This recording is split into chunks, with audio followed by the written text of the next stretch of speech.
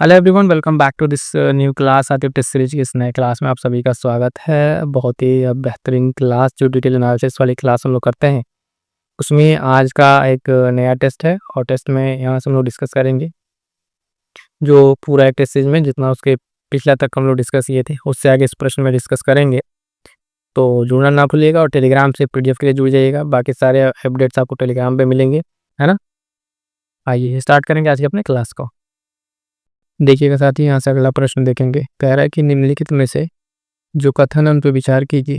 पहला कह रहा है एथेनॉल एक जैव ईंधन है जिसका उपयोग पेट्रोल के साथ मिश्रण के रूप में किया जाता है, ठीक है। दूसरा कह रहा है एथेनॉल पर्यावरण के लिए हानिकारक है और जो है इसका उपयोग ग्रीन हाउस गैसों का उत्सर्जन बढ़ाता है।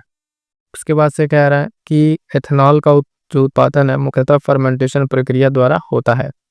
बताना इसमें से उपयुक्त में से कितने कथन सही हैं, ठीक है। कितने सही हैं, तो 3 स्टेटमेंट है। कह रहा है केवल 1, केवल 2, सभी थे। मतलब ये केवल 1 का मतलब यहाँ पे ये मत लीजिएगा कि पहला स्टेटमेंट, ठीक है। तो यहाँ पे जो कह रहा है कितने 3 में से कितने स्टेटमेंट सही हैं, 1 सही है कि 2 सही है कि 3 सही है ना, इस तरीके से है। तो ध्यान दीजिएगा, अगर इसकी बात करेंगे इसमें अगर आप फिर से ध्यान से देखें तो इसमें क्या है, पहला सही है आपका, एथेनॉल जो है इसका उपयोग जो है पेट्रोल के साथ मिश्रण के लिए किया जाता है। दूसरा स्टेटमेंट अगर आप देखें तो ये पर्यावरण के लिए कम हानिकारक है, तो ग्रीन हाउस गैसों का इनका ये उत्सर्जन को कम करेगा, इसीलिए इथेनॉल को लाया गया, दूसरा गलत है। तीसरा जो है इसका उत्पादन जो अगर आप देखें तो फर्मेंटेशन प्रक्रिया द्वारा ही होता है ना। तो ये वाला भी सही है, यानी कितने स्टेटमेंट सही हो गए, 2 स्टेटमेंट इसमें आपके सही है। तो सही उत्तर क्या हो जाएगा, ऑप्शन बी केवल 2। यानी इस जो 3 स्टेटमेंट है इसमें 2 सही है, दूसरा गलत है। क्योंकि देखिए ग्रीन हाउस उत्सर्जन को जो है बढ़ाता नहीं है जबकि ये कम करता है, क्योंकि इसी के लिए इसको में पेट्रोल में इसको मिला के आगे जैव ईंधन के रूप में यूज किया जा रहा है। अगला प्रश्न देखिएगा, प्रश्न संख्या 58। निम्नलिखित कथनों पर विचार कीजिए। न्यूरॉन्स तंत्रिका तंत्र की मुख्य इकाइयां हैं। किडनी शरीर से विषैले पदार्थों को हटाने में मदद करती है और रक्त का पीएच लगभग 6.4 होता है। 3 स्टेटमेंट आपके सामने है और कह रहा है इसमें से भी कि कौन सा आपका कितने तथ्य जो है कथन इसमें से एक सही है। कितने कथन सही है, ऑप्शन एक बार देख लीजिए, केवल 1, केवल 2, सभी 3 या इनमें से कोई गलत नहीं है। तो ध्यान से अगर आप पढ़ेंगे इसको तो आपको समझ में आएगा। देखिए कौन सा आंसर आपने टिक किया है। देखिए पहले इसमें जो अगर हम देखें तो इसमें देखेंगे पहला जो कह रहा है न्यूरॉन्स जो है तंत्रिका तंत्र की मुख्य इकाइयां हैं, तो ये बात बिल्कुल सही है। दूसरा कह रहा है किडनी शरीर से विषैले पदार्थों को हटाने में मदद करती है, तो जी हाँ ये भी सही। किडनी जो है विषैले पदार्थों को जो है पेशाब के रास्ते से फिल्टर करके निकालने के काम में आता है, तो दूसरा भी आपका सही है, पहला भी दूसरा भी। तीसरा कह रहा है रक्त का पीएच मान 6.4 होता है, तो जी नहीं ये बिल्कुल गलत है। रक्त का पीएच मान अगर आप देखें तो सामान्यतः जो है 7.4 होता है। कितना, 7.4 ये होता है। तो आपका ये तीसरा गलत हो गया। कितने स्टेटमेंट सही है, पहला और दूसरा। तो ऑप्शन कौन सा हमारा हो जाएगा, ऑप्शन बी केवल 2 जो है यहाँ पर सही आपको देखने को मिलेंगे, ठीक है। आगे बढ़ते हैं, देखेंगे अगला प्रश्न। प्रश्न संख्या 59 क्या कह रहा है कि राष्ट्रीय अन्वेषण अभिकरण एनआईए के संबंध में निम्न में से कौन सा कथन सही नहीं है। ध्यान दीजिएगा, यानी एक हमसे गलत वाला पूछा है तो गलत के लिए पढ़िएगा, नहीं तो सही वाला पढ़ के तो आंसर टिक कर देते हैं लोग। ऑप्शन ए कह रहे इसकी स्थापना 2008 में की गई, इसका मुख्यालय दिल्ली में है। अपराध के अन्वेषण में न केवल भारत के अंदर बल्कि भारत के बाहर भी एनआईए के अधिकारियों को पुलिस अधिकारियों के बराबर ही अधिकार प्राप्त है। चौथा कह रहा है कि इसके महानिदेशक की शक्तियां किसी राज्य के पुलिस महानिदेशक को प्राप्त शक्तियों के बराबर होती हैं। इसमें बताइए कौन सा एक स्टेटमेंट जो है एनआईए के बारे में गलत है, बाकी 3 आपका इसमें क्या है, सही है। तो ध्यान दीजिएगा, इसमें जो है आपका पहला ही गलत है। इसकी स्थापना 2008 में नहीं 2009 में की गई, ठीक है। जो अधिनियम था इसकी स्थापना का, जो राष्ट्रीय अन्वेषण अभिकरण अधिनियम, वो अधिनियम का नाम था अधिनियम 2008 था, जबकि स्थापना इसकी जो हुई थी वो आपका 2009 में हुई थी, ठीक है। तो पहला ही गलत हो गया, ये सही नहीं है। दूसरा सही है, तीसरा सही है, चौथा भी सही है। यानी इसका मुख्यालय दिल्ली में है, ठीक है। और बाकी जो अधिकारियों के बराबर इसको अधिकार प्राप्त है और ये महानिदेशक के बराबर होता है, ये सारी चीज़ इसमें सही है। गलत बताना था, ऑप्शन ए गलत है, ये हमारा सही उत्तर हो जाएगा। आगे बढ़िएगा, देखिएगा अगला प्रश्न। अगला प्रश्न कह रहा है 60 नंबर, निम्नलिखित में से जो है कौन सा हाइपोथैलेमस का नहीं है, ठीक है। कौन सा कार्य जो हाइपोथैलेमस का नहीं है, इसमें वर्क नहीं है, वर्क फंक्शन बताना है। कह रहा है यह अंतःस्रावी ग्रंथियों से स्रावित होने में हार्मोन का नियंत्रण करती है, यह भूख प्यास ताप नियंत्रण का कार्य करता है, यह शरीर का संतुलन बनाए रखता है और यह वसा एवं कार्बोहाइड्रेट उपापचय पर भी नियंत्रण करता है। तो बताइए इसमें से कौन सा जो हाइपोथैलेमस का वर्क फंक्शन नहीं है, बाकी तीन आपका इसमें से देखने को मिल जाएगा। ठीक है, तो इसका जो सही उत्तर हो जाएगा साथ में ध्यान दीजिएगा ऑप्शन सी। ठीक है, ऑप्शन सी जो है इसका ये वर्क फंक्शन है, शरीर का संतुलन बनाए रखना। ठीक है, तो ध्यान दीजिएगा। अब देखिए हाइपोथैलेमस जो है ये आपका स्थित कहाँ है, ये मस्तिष्क का जो है अग्रभाग है। क्या है, ये मस्तिष्क का अग्रभाग है और इसे क्या क्या फंक्शंस है। पहला फंक्शन तो यही है कि यह अंतःस्रावी ग्रंथियों से जो स्रावित हार्मोन होता है उसका नियंत्रण करता है। यह भूख, प्यास और ताप पर भी नियंत्रण करता है और ये वसा कार्बोहाइड्रेट का उपापचय पर भी नियंत्रण करता है। तो जो थर्ड जो गलत है इसका फंक्शन नहीं, ये कि इसका फंक्शन है संतुलन बनाए रखना, तो इसको भी ध्यान रखिएगा। ये जो है ये सेरिबेलम का है, किसका, सेरिबेलम का पार्ट है मस्तिष्क का। और ये सेरिबेलम कहाँ पाया जाता है, तो ध्यान दीजिएगा ये जो है पश्चिम मस्तिष्क का भाग है, यानी पश्चिम जो भाग है पीछे उसमें ये रहता है। और जो है ये हाइपोथैलेमस है, ये अग्र मस्तिष्क का भाग है। तो ये शरीर का संतुलन कौन बनाता है, तो सेरिबेलम बनाता है ना, ये ध्यान रखेंगे। और ये इसका फंक्शन नहीं है, तो ये आंसर हमारा सी सही उत्तर हो जाएगा। बाकी तीन इसके फंक्शन है, आपको ध्यान में रखना है। अगला प्रश्न कह रहा है, प्रश्न संख्या 61 नंबर क्या कह रहा है, यदि कोई व्यक्ति कार से यात्रा कर रहा है और कार अचानक बाईं ओर घूम जाए तो व्यक्ति को दाईं ओर की तरफ एक झटका लगता है, यह झटका किस बल के कारण लगता है। ठीक है, तो ये बताना है कि झटका किस बल के कारण लगता है। तो कह रहा है कि गुरुत्वीय त्वरण, अभिकेंद्रीय बल, अपकेंद्रीय बल या घर्षण बल। तो ये जो बल होता है साथियों ध्यान दीजिएगा, हाँ ये एक तरह का क्या है, अपकेंद्रीय बल है। ठीक है, कैसा है, ऑप्शन सी से उत्तर हो जाएगा क्या, अपकेंद्रीय बल। मतलब जब जैसे कोई ये होता है कि वृत्ताकार कोई मार्ग, उस पर जब कोई व्यक्ति सिर घूमता है तो जब कार घूमती है कहीं से, ठीक है दाया बाएं, एक तरीके का उसी का एक आर्क बनता है। ठीक है, एक कोई हिस्सा रहता है उतना ही आर्क बनेगा जब घूमते टाइम। तो उस टाइम क्या होता है, एक ये आभासी क्या है, अपकेंद्रीय बल होता है, जिसकी उत्पत्ति जो है आप देखेंगे जड़त्व का जो गुण है उसके कारण होता है। ठीक है, तो ये उसी कारण ये अनुभव होता है, जिससे क्या कहते हैं, अपकेंद्रीय बल कहते हैं। सी से उत्तर हो जाएगा। अगला प्रश्न देखिएगा, कह रहा है कि बाबरनामा का अंग्रेजी अनुवाद किसने किया था। तो फिंच ने, विलियम जोन्स, लेडन और रस्किन ने, विलियम और रॉस ने। इसका सही उत्तर क्या हो जाएगा, बाबरनामा का जो है अनुवाद किसने किया था अंग्रेजी में। तो ध्यान दीजिएगा इसका जो अनुवाद किया था वो ऑप्शन सी हो जाएगा, है ना, लेडन और रस्किन ने। सी से उत्तर हो जाएगा बाबरनामा का अंग्रेजी अनुवाद, है ना। तो ये पॉइंट आपको ध्यान में रखना है। आगे बढ़ते हैं, देखेंगे अगला प्रश्न। प्रश्न संख्या 63 क्या कह रहा है, जनसंख्या 2011 के अनुसार भारत की कुल नगरीय जनसंख्या का कितना प्रतिशत प्रथम श्रेणी के नगरीय संकुलों में निवास करती है।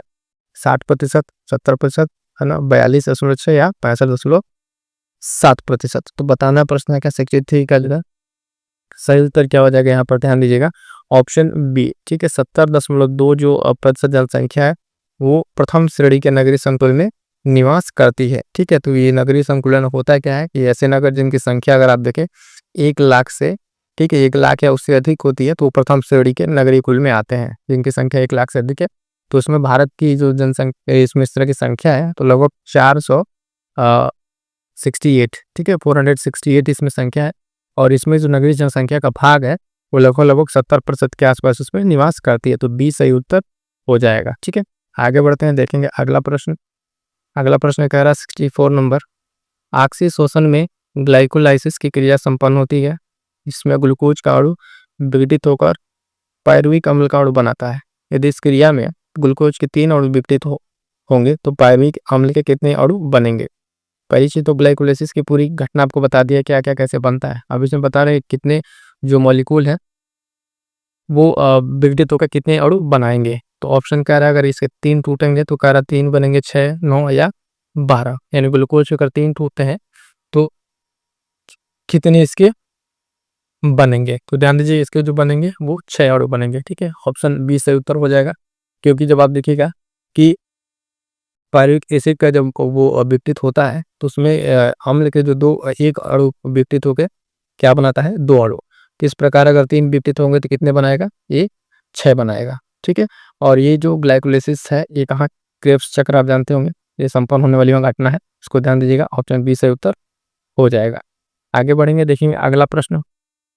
निम्न में से कौन जिंक का अयस्क नहीं है। ठीक है, जिंक का, जिंकाइट, क्यूपराइट, कैलामीन, है ना, कैलोमल। तो ध्यान दीजिएगा प्रश्न संख्या 65 का जो सही उत्तर हो जाएगा वो होगा ऑप्शन बी क्यूपराइट। क्यूपराइट आपका क्या है, तो क्यूपराइट इसका जो है नहीं अयस्क है, ये किसका है, तो क्यूपराइट जो अगर आप ध्यान देंगे तो ये कॉपर का अयस्क है, किसका, कॉपर का अयस्क है क्यूपराइट। बाकी 3 जिंकाइट, कैलामी या कैलोमल जो है ये सब जिंक के अयस्क है। ठीक है, यानी नहीं पूछा था तो हमारा ऑप्शन क्या हो जाएगा, बी सही उत्तर हो जाएगा। क्लियर है, चलिए आगे बढ़ेंगे, देखेंगे अगला प्रश्न यूपी स्पेशल का। उत्तर प्रदेश के निम्नलिखित जिलों का पूर्व से पश्चिम सही क्रम है। ठीक है, पूर्व से पश्चिम, तो अगर आप बात करें ये ईस्ट और ये वेस्ट, और यूपी को अगर आप देखें तो कुछ इस तरीके से अगर यूपी का आप इमेजिन करते हैं कि इसमें बताना है कौन सा जिला पूर्व से, महाराजगंज, सिद्धार्थनगर, श्रावस्ती, पीलीभीत, सिद्धार्थनगर, महाराजगंज, तो ये स्टार्ट होना चाहिए कहाँ से, हमें लग रहा है ये कौन सा, ये ऑप्शन आप एक बार फिर से ध्यान से पहले आप देख लीजिए चारों ऑप्शन कौन सा कहाँ से स्टार्ट होगा, फिर हम आपको बताते हैं। इसका जो सही उत्तर हो जाएगा वो देखिएगा ऑप्शन ए। ठीक है, महाराजगंज, सिद्धार्थनगर, श्रावस्ती और पीलीभीत, ये जो ऑप्शन है ये आपका कहाँ से पूर्व से पश्चिम का क्रम है। यानी अगर बात करें उत्तर प्रदेश की, तो अगर उत्तर प्रदेश का अगर नक्शे पे जाएं तो इस तरीके से अगर है तो पूरब से इस साइड से अगर आपको स्टार्ट होगा यहाँ से महाराजगंज, फिर यहाँ सिद्धार्थनगर और इधर के यहाँ पे श्रावस्ती पड़ेगा और इधर ऊपर आके यहाँ पे आपका पीलीभीत पड़ेगा। तो ये आपका पूरब से ये पश्चिम की तरफ जो है ये आपका जिलों का क्रम, ये जो है उत्तर प्रदेश के जितने बॉर्डरिंग शेयर कंट्री हैं या फिर जिले हैं, मतलब जैसे एक तरफ तो नेपाल हो गया आपका, है ना, बाकी इधर कौन कौन से जिले किससे कनेक्टिंग है, तो ये सारा बेसिक्स में उत्तर प्रदेश से आपको तैयार करके रखना है। ठीक है, आगे बढ़िएगा, देखिएगा अगला प्रश्न कह रहा है उत्तर प्रदेश के निम्नलिखित शहरों में कौन सा यमुना नदी के तट पर स्थित है। कह रहा है कालपी, कौशाम्बी, इटावा, कन्नौज, इतने सारा दिया हुआ है। ऑप्शन देखिएगा 1 2 3 4, 2 3 4, 1 2 3, 1 3 4, तो ध्यान दीजिएगा इसमें जो है पहली तो बता दें, इसमें अगर आपको याद हो तो कन्नौज अगर देख के आपको याद आ रहा तो कन्नौज यमुना के तट पर तो नहीं है, ये तो कहाँ पर है, ये गंगा के तट पर है। ठीक है, तो पहले ही आप किसको काट दीजिए, 4 को काट दीजिए, तो 4 काटेंगे तो ये भी कट जाएगा, ये भी कट जाएगा, ये भी कट जाएगा, बच गया आपका 1 तो 3, तो सी आपका सही उत्तर हो जाएगा। यानी यमुना नदी के तट पर कालपी है, किटावा है और कौशाम्बी है। कन्नौज आपका नहीं है, ये कहाँ पर है, ये गंगा नदी के तट पर है, इस हिसाब से आपका सी सही उत्तर हो जाएगा। ठीक है, चलिए साथी आगे बढ़ते हैं, देखते हैं अगला प्रश्न।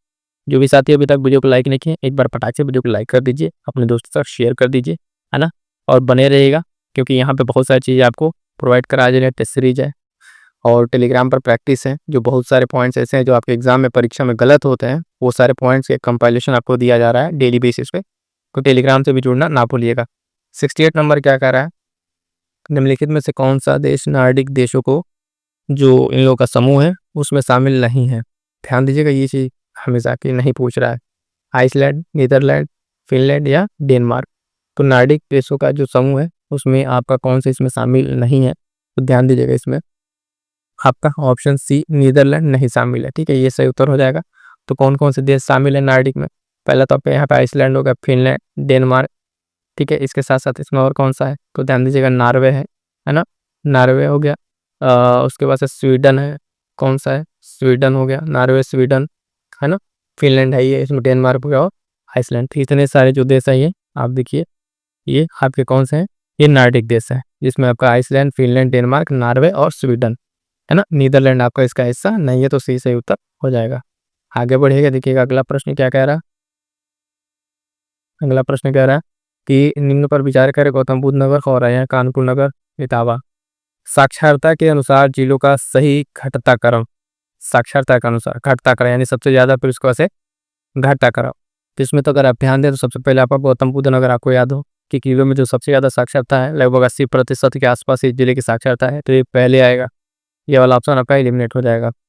उसके बाद से अगर आप बात करें गौतम बुद्ध नगर के बाद से तो कानपुर आता है, 2 उठा लीजिए कानपुर, तो एक के बाद से 2 से 3 भी कट जाएगा, ये भी कट जाएगा, कानपुर के बाद फिर और आया और उसके बाद से इटावा, यानी आपका जो क्रम है वो क्रम ऐसे ही दिया हुआ है 1 2 3 4। ठीक है, पहले गौतम बुद्ध नगर, फिर कानपुर नगर, फिर और आया, फिर इटावा, ये जो आपका क्रम है सही घटता हुआ क्रम है, यानी सबसे ज़्यादा गौतम बुद्ध नगर, उसका थोड़ा कम कानपुर और आया और इटावा, ये क्रम आपका जो है क्या है, साक्षरता का है। ठीक है, तो साक्षरता का हम आपको पहले बता चुके हैं। इन सब चीज़ों के लिए आप यूपी स्पेशल की जो क्लास है प्लेलिस्ट बनी हुई है, एक बार जरूर साथियों अगर आर एग्जाम आप दे रहे हैं तो नो डाउट इस चैनल पे आपको सीधे एग्जाम ओरिएंट कंटेंट प्रोवाइड कराया जा रहा है और यहाँ से आपके परीक्षा में सीधे सीधे प्रश्न देखने को मिलेंगे। जिस तरीके से लास्ट टाइम जो यूपी पीसीएस हुआ था, चाहे करंट अफेयर का क्वेश्चन हो या फिर आपके जीएस के, बहुत सारे क्वेश्चन आपके इनडायरेक्ट भी थे। तो ये दावा नहीं किया जा सकता सारे क्वेश्चन डायरेक्ट थे, एक बहुत है ऐसा बिल्कुल कहना गलत होगा। तो कुछ क्वेश्चन आपके डायरेक्ट थे जो उसमें कुछ स्टेटमेंट मिल रहे थे और बाकी सारा भी आपको उससे मिल गया। यानी जो लोग प्रॉपर तरीके से क्लास किए थे, है ना, टेलीग्राम से नोट्स वगैरह लेके पढ़े थे, तो उतना उनका गलत नहीं होगा।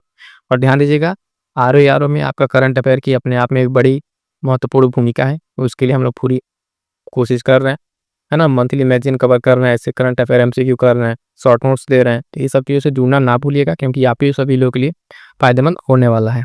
अगला प्रश्न देखते हैं। अगला प्रश्न कह रहा है निम्नलिखित कथनों पर विचार कीजिए। मानव भ्रूण में जो न्यूरल ट्यूब का निर्माण गैस्ट्रुलेशन के बाद होता है, न्यूरल ट्यूब से केंद्रीय तंत्रिका तंत्र विकसित होता है। न्यूरल ट्यूब दोष जो है केवल अनुवांशिक कारकों के कारण होता है। कह रहा है कि इसमें से कौन सा कथन सत्य है? 2 और 3, 1 और 2, केवल 2, उपयुक्त सभी। अब ये जो है आपके पिछले वाले प्रश्न के ऑप्शन से अलग है। उसमें जो केवल वाला था तो उसमें ये आपको नहीं बताना था कि पहला ही सही है कि दूसरा है या तीसरा।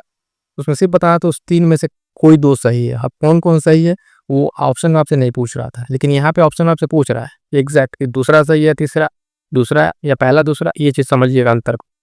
तो इसका जो सही उत्तर हो जाएगा प्रश्न संख्या 70 का, इसमें क्या क्या सही है तो ध्यान दीजिएगा। ठीक है, इसमें जो है कह रहा पहला तो इसमें आपका सही है। उसके बाद से अगर देखें दूसरा ऑप्शन देखेंगे न्यूरल ट्यूब से केंद्रीय तंत्रिका का विकास होता है, ये भी सही है। तीसरा जो है अगर आप इसमें देखें तो ये गलत है। इसमें जो केवल शब्द दे दिया है केवल, तो जो कह रहा है न्यूरल ट्यूब दोष है ये केवल अनुवांशिक कारकों के कारण होता है, तो नहीं, ऐसा नहीं है, केवल अनुवांशिक कारण नहीं है। इसमें अगर आप देखें न्यूरल ट्यूब दोष के लिए तो पोषण जो है, पोषण स्तर में अगर डिस्टर्बेंस होता है, पर्यावरण में अगर डिस्टर्बेंस होता है, तो ये सभी कारक हैं जो न्यूरल ट्यूब दोष के लिए जिम्मेदार हैं। तो केवल यहाँ पर इसकी वजह से ऑप्शन आपका गलत हो जाएगा। पहला अपने आप में सही है, दूसरा सही है, तो हमारे क्या हो जाएगा सही उत्तर। अगर आप देखें तो ऑप्शन बी सही उत्तर हो जाएगा। ठीक है, ऑप्शन बी सही उत्तर हो जाएगा। इसमें सही पूछा था हमसे। तो प्रश्न को ध्यान समझ लें। जैसे यहाँ पे इस तरह कुछ वर्ड है तो बहुत स्पेसिफिक कुछ होता है जो बहुत स्पेशल, तभी इस तरह का कोई चीज सही होता है। तो मोस्ट ऑफ द केस में केवल और ओनली इस तरह के जो आता है तो गलत ही होता है। ठीक है, आगे बढ़ते हैं, देखते हैं अगला प्रश्न। प्रश्न संख्या 71 क्या कह रहा है? कौन सा जो कथन है वो सही है?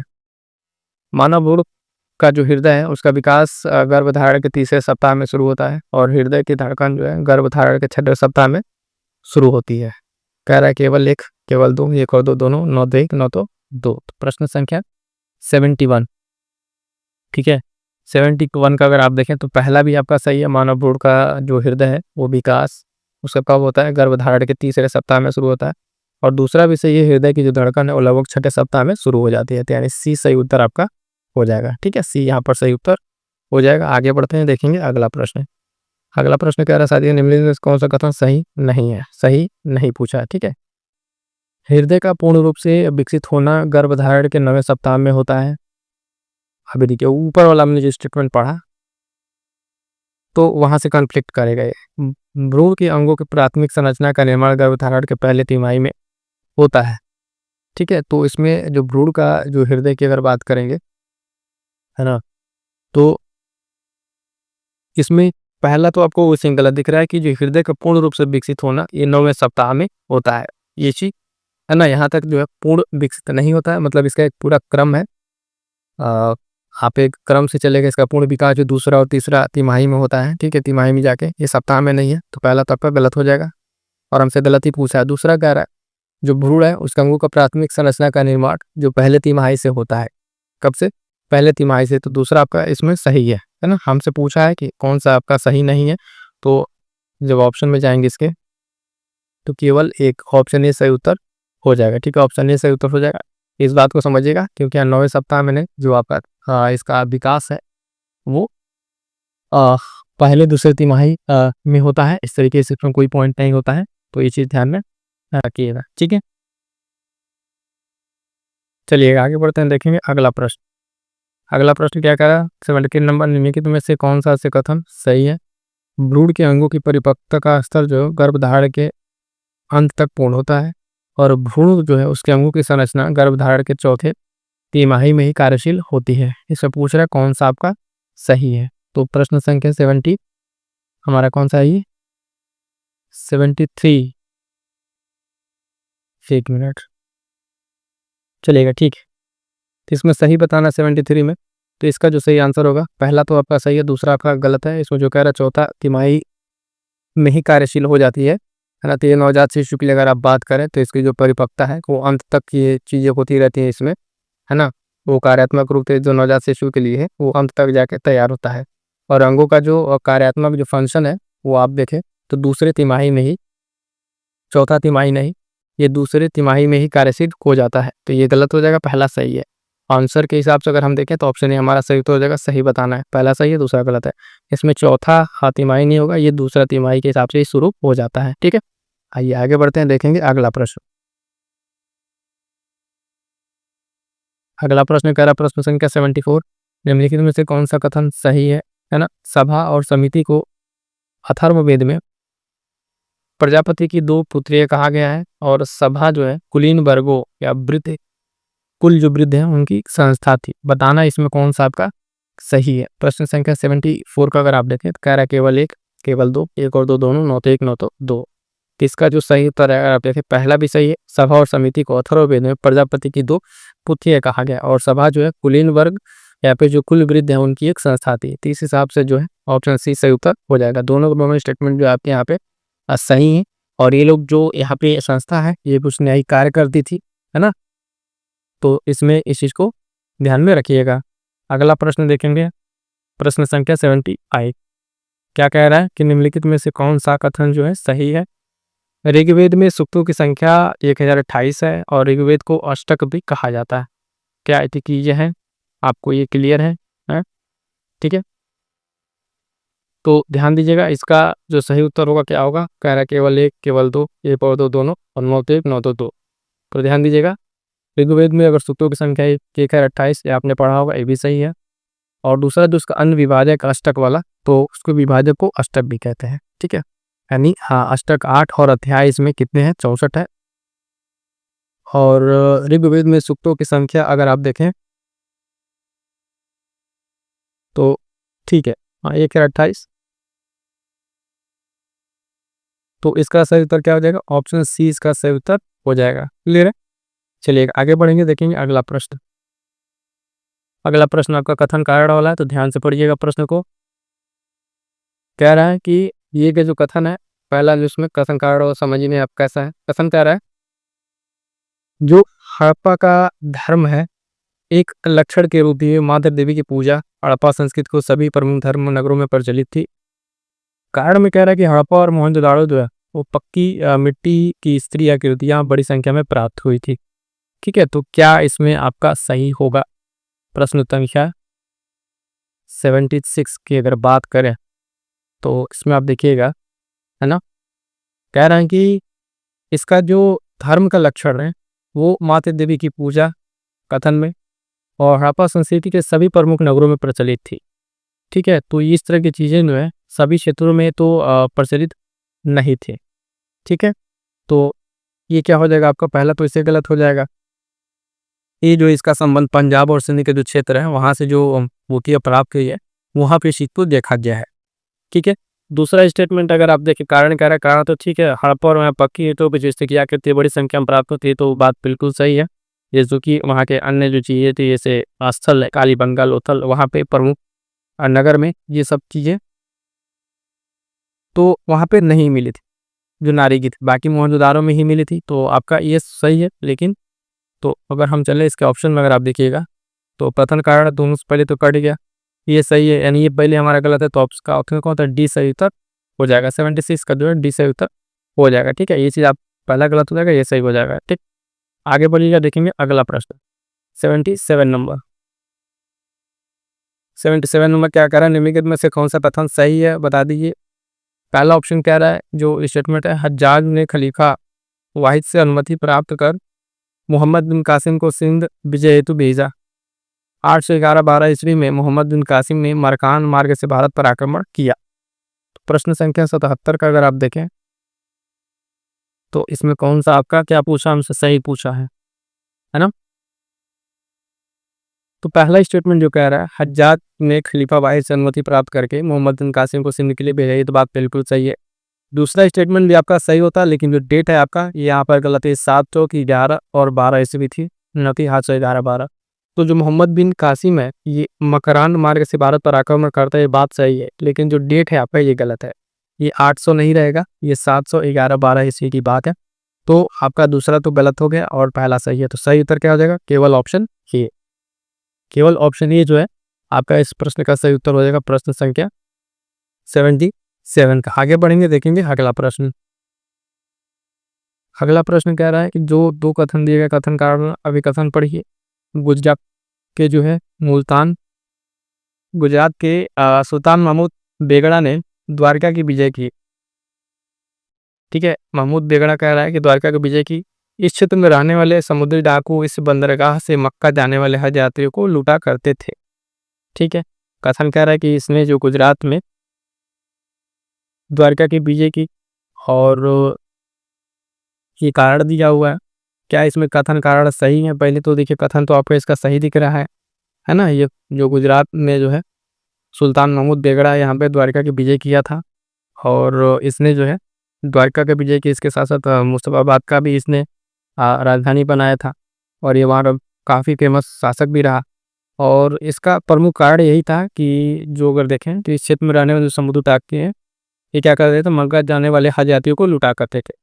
तो दूसरा भी सही है और कथन कारण सेटिस्फाई भी है। इस हिसाब से आपका सही उत्तर क्या हो जाएगा, जो दोनों व्याख्या कर रहा हो ये सही है, और एक ही क्या कर रहा है, व्याख्या कर रहा है। तो ऑप्शन ए आपका सही उत्तर हो जाएगा, यानी कथन भी सही है, कारण भी सही है, और इसके साथ साथ ये व्याख्या भी कर रहा है। ठीक है, तो ये सही उत्तर हो जाएगा।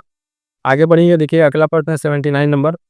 निम्न में से कौन सा अकबर द्वारा जारी किया गया सोने का सिक्का नहीं था?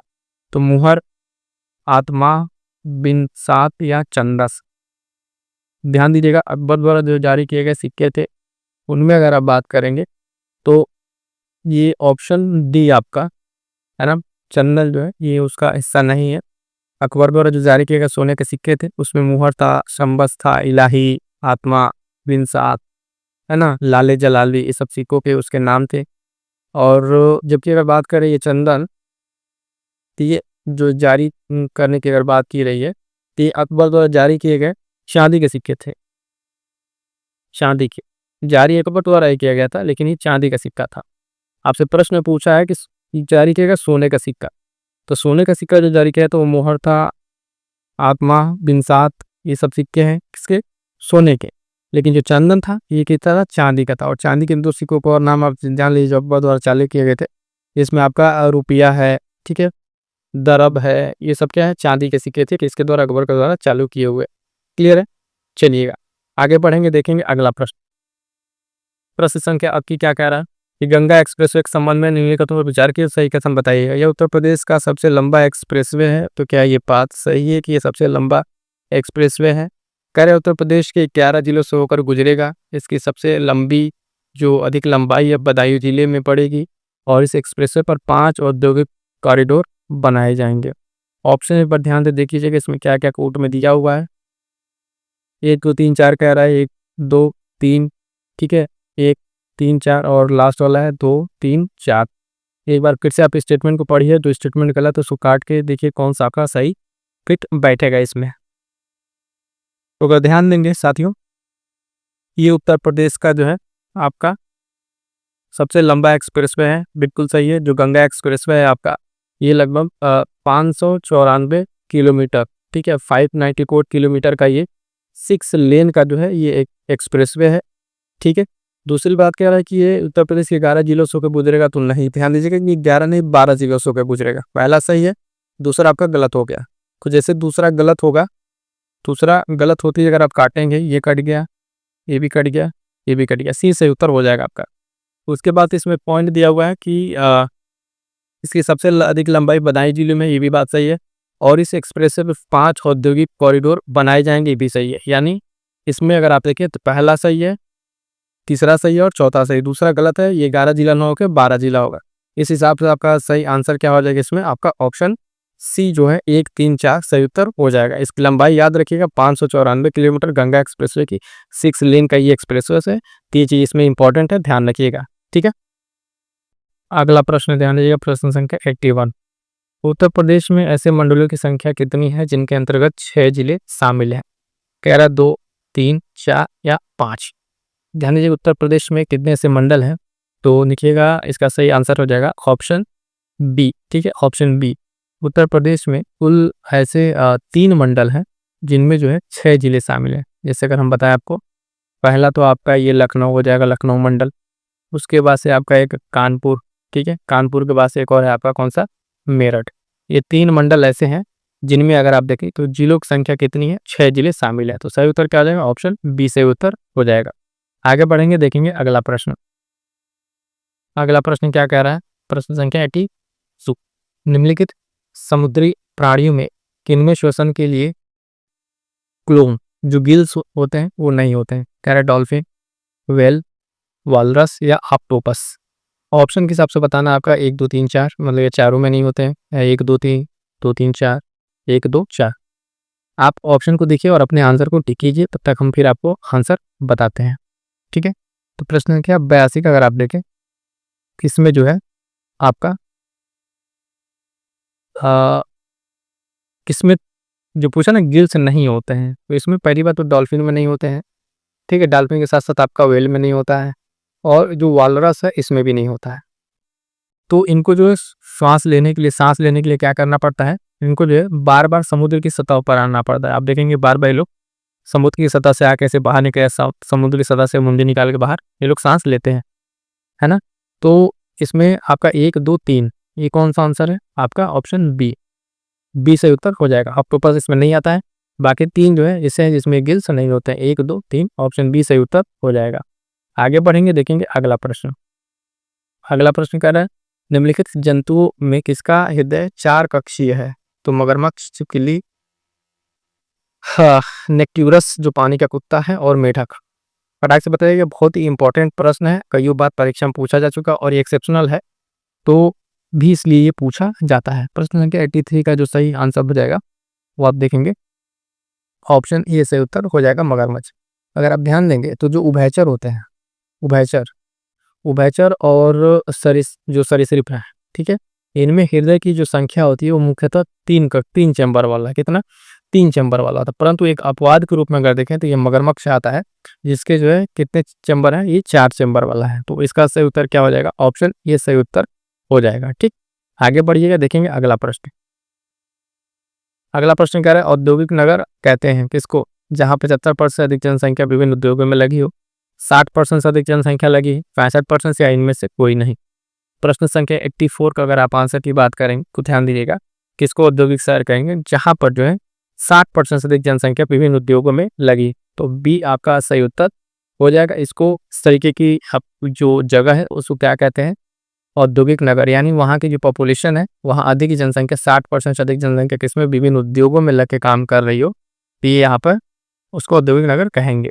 अगला प्रश्न देखिएगा, प्रश्न 85। Central institute of plastic engineering and technology स्थित है चेन्नई, नई दिल्ली, मैसूर या पुणे में? तो जो प्लास्टिक वाला संस्थान स्थित है कहाँ पर, प्रश्न 85 का जो आंसर हो जाएगा वो होगा ऑप्शन ए चेन्नई। ठीक है, जो प्लास्टिक इंजीनियरिंग टेक्नोलॉजी कहाँ स्थित है, तो चेन्नई में स्थित है। अगला प्रश्न देखिएगा, प्रश्न संख्या 86। ब्लू कार्बन से आप क्या समझते हैं? ब्लू कार्बन एक बार पहले भी आ चुका है। ये उच्च कोटि के एंथ्रासाइट कोयला है। महासागर और तटीय पारिस्थितिकी तंत्रों द्वारा जो प्रग्रहित कार्बन है, महासागरों के नीचे जो जलीय वनस्पति द्वारा प्रयुक्त कार्बन या कोल गैस के दहन के रूप में ये प्रयुक्त होने वाला है। प्रश्न संख्या 86 का जो है ये उनके तटीय इलाकों में जो जमा ब्लू कार्बन है वो ऑप्शन बी सही उत्तर होगा। महासागर और तटीय जो पारिस्थितिकी तंत्र है वहाँ का ये कार्बन है, कौन सा, ब्लू कार्बन। ठीक है, ब्लू कार्बन। इसी तरीके से आपका भूरा कार्बन भी आता है, तो सारे पॉइंट्स भी आपको ध्यान में रखने हैं। बी सही उत्तर यहाँ पर हो जाएगा। आगे बढ़ेंगे, देखेंगे अगला प्रश्न। अगला प्रश्न ध्यान दीजिए, 87 नंबर क्या कह रहा है, निम्नलिखित कथनों पर विचार कीजिए। कुतुबी मोहम्मद कोरी का दरबारी इतिहासकार था जिसकी पुस्तक तरीके यामिनी है।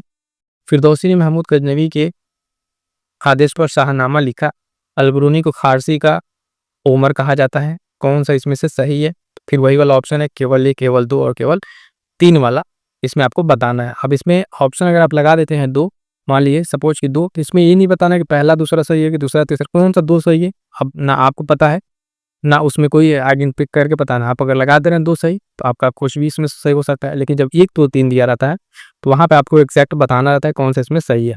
तो प्रश्न संख्या 87 का अगर आपसे उत्तर की बात करेंगे तो इसमें जो है ऑप्शन 1 जो केवल 1 सही है, इसमें पहले तो केवल 1 सही है। अब कौन-कौन सही है फिर हम आपको बताते हैं इसमें एक-एक करके।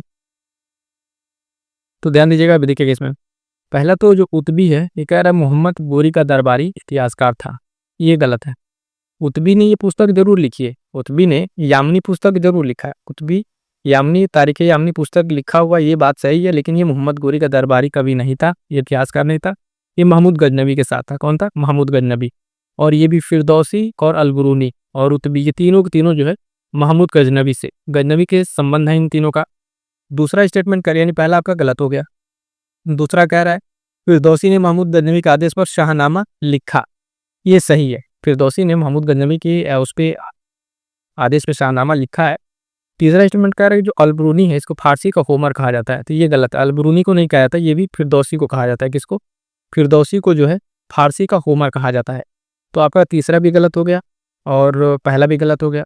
दूसरा सही है। अब इसमें दूसरा सही है का मतलब 3 में से सिर्फ एक ही सही है, तो केवल एक सही है ना। इसमें आंसर में हमें नहीं बताना है कौन सा सिर्फ दूसरा सही है, लेकिन कोई एक सही है तो एक हमने बता दिया, ये सही उत्तर हो जाएगा। गलत क्यों है ये हमने आपको बता दिया। बहुत ही इंपॉर्टेंट पॉइंट, यहाँ से कई सारे प्रश्न आपके बन सकते हैं। पहली तो तारीख यामिनी पुस्तक याद रखिएगा कि उतबी के द्वारा लिखा हुआ है और ये महमूद गजनवी से संबंधित है। फिरदौसी को जो है फारसी का होमर कहा जाता है, न कि अलबरूनी को। और इसके आज जिसने शाहनामा लिखा, ये सारे पॉइंट्स आपको ध्यान में रखने हैं। आगे बढ़ते हैं, देखेंगे अगला प्रश्न। अगला प्रश्न कह रहा 88 नंबर, बंकिम चटर्जी जो है पुस्तक आनंद मठ का जो कथानन है सन्यासी विद्रोह पर आधारित है। संथाल विद्रोह कह रहा है 55-56 के नेता सिद्धू और कानू नामक 2 भाई थे। फकीर विद्रोह 1776-77 ईस्वी में पंजाब क्षेत्र में हुआ, जिसके प्रमुख नेता मजनू शाह और चिराग अली थे। इसमें बताना है कौन सा सत्य है। अब देखिएगा कि यहाँ का आपको बताना है जो सही है वो स्टेटमेंट का पूछा है, केवल 2 1 और 3। इसमें आपको एग्जैक्ट बताना है कौन सा सही है कौन सा नहीं। इस वाले क्वेश्चन में आपको था कि आपको कोई बता देना है कौन सा सही है, लेकिन ये नहीं बताना था पहला सही है दूसरा या तीसरा, बताना था कि ये क्या 2 कौन सा सही है। ठीक है, समझिएगा। यहाँ पे 88 में क्या आपका सही आंसर हो जाएगा। 88 का जो आपका सही आंसर 88 कैसे पूछा है कौन सा सही है, तो पहला आपका बिल्कुल सही है। बंकिम चटर्जी पुस्तक आनंद मठ है, ये सन्यासी विद्रोह पर आधारित है। ठीक है, और संथाल विद्रोह की अगर बात करेंगे तो ये जो है 55-56 में बिहार के भागलपुर में ये स्टार्ट होता है ना। भागलपुर में राजमहल की पहाड़ियों के बीच ये वहाँ पे केंद्रित है। और इसमें जो है ये सिद्धू कान्हू नामक 2 भाई, इसमें भी सही है, दूसरा भी सही है। तीसरा जो कह रहा है फकीर विद्रोह, ठीक है, फकीर विद्रोह जो है 1776-77 में तो स्टार्ट होता है, लेकिन इसका क्षेत्र जो है पंजाब नहीं है, कौन सा है? बंगाल है। क्षेत्र क्या है इसका? तो बंगाल है। तो ये आपका गलत हो जाएगा। मजनू शाह और चिराग शाह इसके नेता हैं, ये बात बिल्कुल सही है। और ये विद्रोह एक धार्मिक विद्रोह था, लेकिन इसका रीजन गलत दिया हुआ है। तो पहला सही है, दूसरा सही है, तीसरा गलत है। तो आप अगर सत्य आंसर की तरफ जाएं, कथन की तरफ, तो आपका ऑप्शन डी 1 और 2 सही तक हो जाएगा। अब यहाँ से ध्यान दीजिएगा, जब प्रश्न पूछ रहा है कोई आंदोलन है धार्मिक, उसमें क्या क्या है, तो उसमें आपको क्या क्या चीज़ें, पहले तो जो आंदोलन है उसका डेट आपको ध्यान रखना है, डेट भी दे रहा है। ठीक है, उस आंदोलन के प्रमुख नेता है ना, उसका क्षेत्र, ये 3 पॉइंट। अगर कीवर्ड 3-4 कीवर्ड आपको याद है तो आपको ध्यान है, कोई भी आंदोलन आ रहा है तो आंदोलन कहाँ पे हुआ है, यानी उसका क्षेत्र है ना, ईयर क्या है, कब हुआ था, और उसके प्रमुख नेता कौन। ये 3 पॉइंट मतलब आंदोलन से जनरली पूछे जाते हैं। अगर इस तरीके के आप नोट्स बनाते हैं अपने, तो आपको रिवीजन करने में आसानी होगी। कहीं भी आप जाएंगे जब आंदोलन पढ़ने के लिए, तो पूरा एक पैराग्राफ देगा, पूरा फर्क एकदम ये ऐसे ऐसे हुआ था वो हुआ था। तो क्षेत्र याद रखिए। अगर प्रश्नों को अगर आप देख के समझना चाहें तो क्षेत्र, ईयर और ये सब सारी चीजें याद रखेंगे तो आपका काम बन जाएगा। आगे बढ़िएगा, देखिएगा अगला प्रश्न फिर स्टेटमेंट वाला प्रश्न है। कह रहा है वहाबी आंदोलन के संदर्भ में निम्नलिखित पर विचार कीजिए। रायबरेली के शाह सैयद अहमद खान इस आंदोलन के प्रवर्तक है। भारत में इसका प्रमुख केंद्र पटना था और सैयद अहमद ने पंजाब के सिखों के विरुद्ध जिहाद की घोषणा की। पूछ रहा कौन सा इसमें सही है। प्रश्न संख्या 89 नंबर, 89 की अगर आप बात करेंगे तो ध्यान से समझिएगा पहले इसके ऑप्शंस को, फिर हम आपको बताते हैं। तो देखिएगा यहाँ पे वहाबी आंदोलन के इस रिस्पेक्ट में पहला स्टेटमेंट सही है, इसके प्रवर्तक जो है शाह सैयद अहमद खान। दूसरा जो है इसका प्रमुख केंद्र भारत में पटना था। और सर सैयद अहमद खां जो है सिखों के विरुद्ध जिहाद की घोषणा की थी, ये भी इसमें सही है। ठीक है, तो ये वहाबी आंदोलन जो है अगर आप देखें तो ये 1830 से 60 के बीच में ये चला, और ये 19वीं शताब्दी के मध्य जो आंदोलन है ये काफ़ी मतलब एक गंभीर रूप से चला, चुनौती था। इसमें संत जो वलीउल्लाह है, इनका प्रभाव ज़्यादा था। कभी कभी से आंदोलन को वलीउल्लाह आंदोलन भी कहा जाता है ना। और इसमें जो इनका जो ये जिहाद था वो जो बनाना चाहते थे ये दारुल इस्लाम बनाना चाहते थे, है ना। तो इनका जो नो डाउट इनका उद्देश्य जो है दारुल हर्ब के अगेंस्ट था, है ना, जो जिहाद का था, तो सिखों के विरुद्ध इनका था। तो तीनों के तीनों स्टेटमेंट इसमें सही है, ये वाला सही उत्तर हो जाएगा। 1 2 3 आपका इसमें सही उत्तर हो जाएगा। आगे बढ़िएगा, देखेंगे अगला प्रश्न।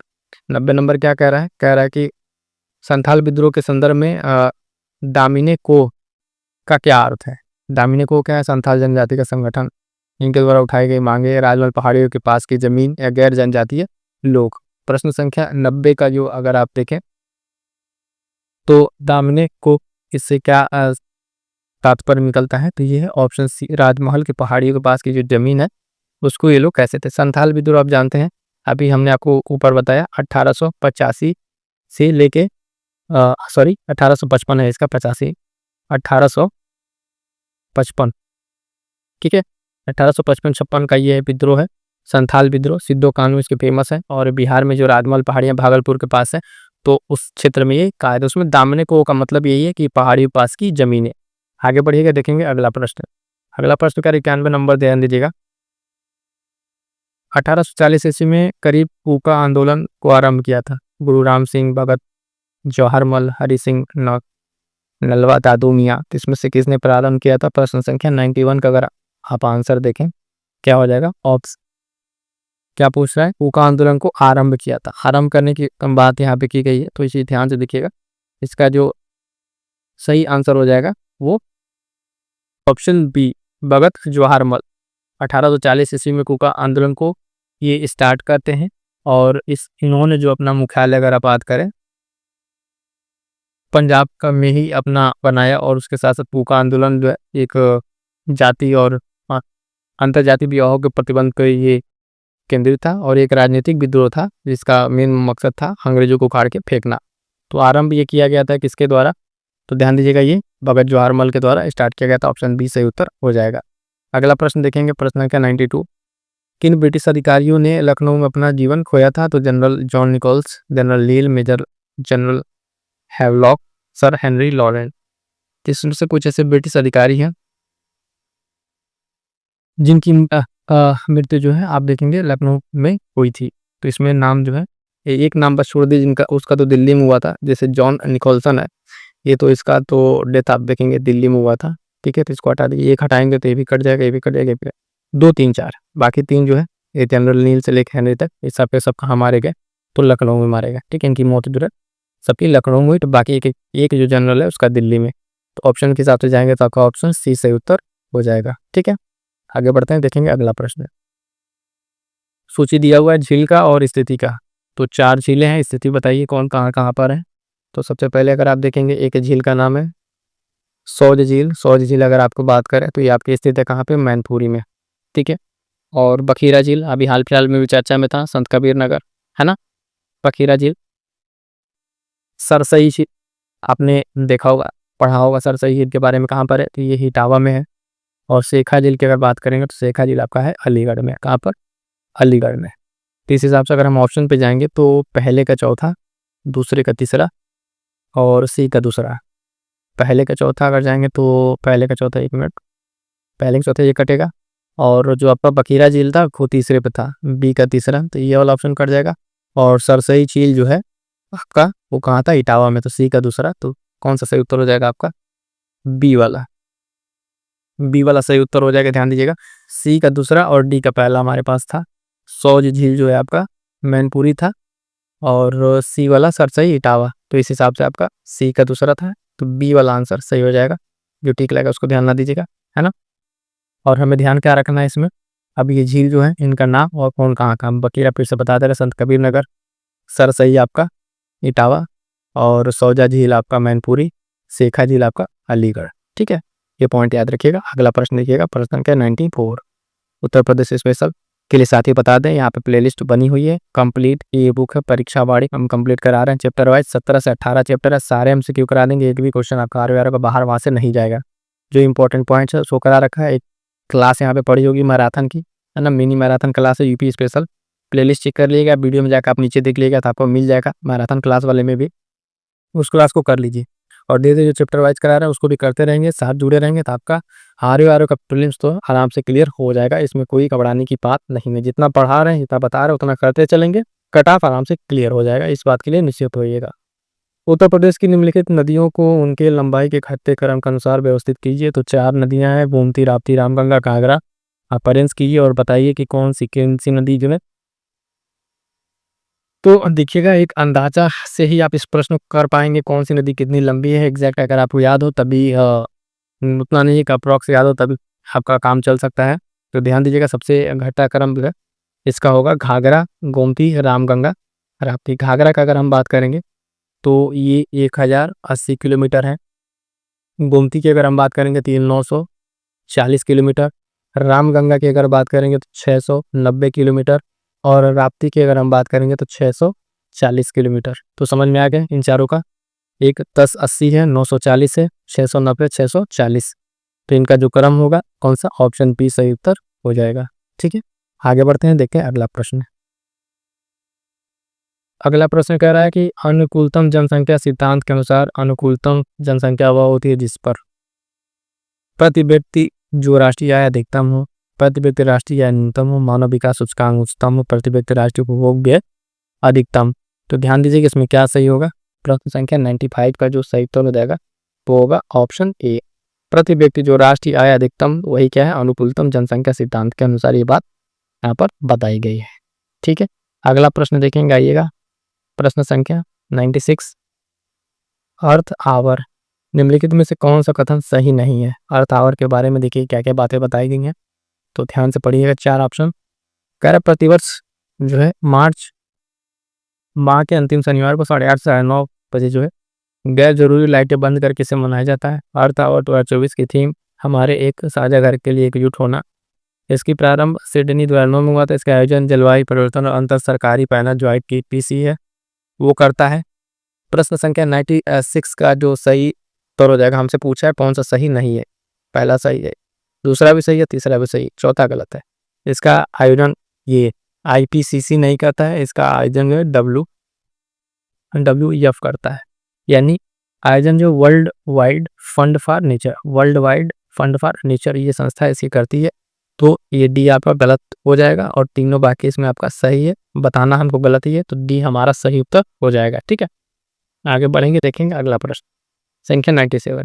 यदि दो समतल दर्पण 30 डिग्री कोण पर झुके हो तो उनके मध्य रखी वस्तु के वाले प्रतिबिंबों की संख्या होगी 5, 11, 2 अंत।